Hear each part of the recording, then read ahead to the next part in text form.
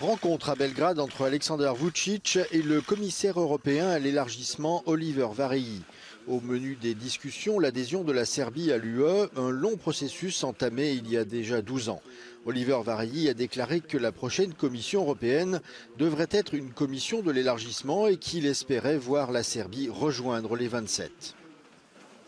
One cannot forget about the need to aligning further with the EU foreign policy. This is again something that we have discussed and where we need Serbia to move along. Le président serbe a espéré que le non-alignement de Belgrade sur la politique étrangère de l'UE ne serait pas un frein pour la Serbie. S pravom zamerio Oliver Várhelyi, a to je naša neusaglašenost sa njihovom spoljnom politikom ne bude smetnja. La Serbie est officiellement candidate à l'adhésion de l'UE depuis 12 ans, mais la route a été semée d'embûches. Récemment, le pays a été secoué par des manifestations à la suite de 2 fusillades de masse qui ont fait 18 morts. Demandant initialement des lois plus strictes sur le contrôle des armes à feu, les rassemblements se sont rapidement transformés en défilés contre le pouvoir. Les manifestants y ont dénoncé l'autoritarisme et la corruption des élites, ainsi qu'un recul démocratique dans le pays.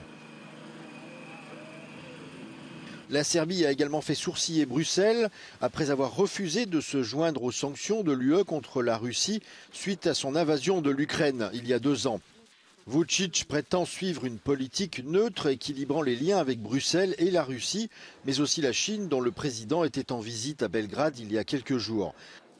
La Serbie a également acheté du gaz à Moscou à des conditions favorables et ajouté du matériel russe à son arsenal militaire.